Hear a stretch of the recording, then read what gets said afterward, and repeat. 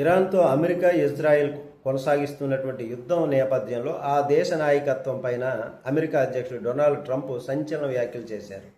Iran కొత్త supreme leader Ayatollah Mojtaba Khamenei మరణించారని, Iran ప్రభుత్వం ఈ విషయాన్ని దాచిపెడుతుందని, ఇరాన్ ప్రస్తుతం నాయకత్వం లేక సంక్షోభంలో ఉందని, ఆ దేశంలో పనిచేసే నాయకత్వం లేకుండా పోయిందని ట్రంప్ పేర్కొనడం తీవ్ర కలకలం రేపుతుంది.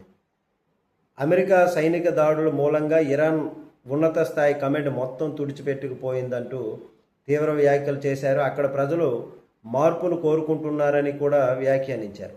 మయామిలో జరిగినటువంటి ఫ్యూచర్ ఇన్వెస్ట్మెంట్ ఇనిషియేటివ్ ప్రియారిటీ సమ్మిట్లో ఆయన పాల్గొని ఈ విధంగా ప్రసంగించారు. ట్రంప్ ఇరాన్పై యుద్ధం, అమెరికా సైనిక చర్యల ప్రభావం గురించి వివరించారు. ఈ సందర్భంగా ఇరాన్ నాయకత్వం, సైనిక శక్తిని పూర్తిగా నాశనం చేశామని, వారి నాయకులంతా చనిపోయారని, సుప్రీం లీడరు ఇక సుప్రీం కాదు, ఆయన చనిపోయారు అని సంచలన వ్యాఖ్యలు చేశారు.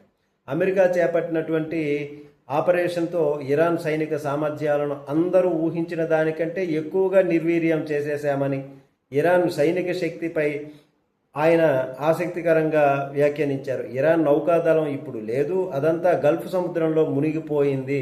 వారి వైమానిక దళం పూర్తిగా సంపూర్ణంగా మరణించింది. వారి విమాన విధ్వంసక కమ్యూనికేషన్ వ్యవస్థలు పూర్తిగా ధ్వంసమయ్యాయి అంటూ వ్యాఖ్యానించారు. అంతేగాక ఇరాన్ ఆయుధ సంపత్తిని కూడా లక్ష్యంగా చేసుకున్నామని, ఎవరూ ఊహించని స్థాయిలో ఇరాన్ ఆయుధ నిల్వలను మేము ధ్వంసం చేయగలిగాము అని, క్షిపణులు, డ్రోన్ ఫ్యాక్టరీలను నాశనం చేశామని, వారి రక్షణ పారిశ్రామిక స్థావరాన్ని ఏమీ లేకుండా చేస్తున్నాము అని ట్రంప్ ఈ విధంగా వ్యాఖ్యానించారు.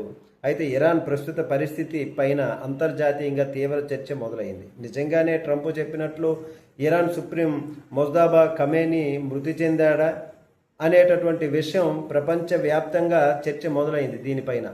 లేదంటే ఈ ట్రంప్ పూటకో మాట, గంటకో మాట మారుస్తూ ఉంటాడు కదా, అదే విధంగా జరిగిందా అని అనుకుంటున్నారు. ఏం జరిగిందన్నది మంచి జరగడమే కావాలి అని చూద్దాం. నమస్తే.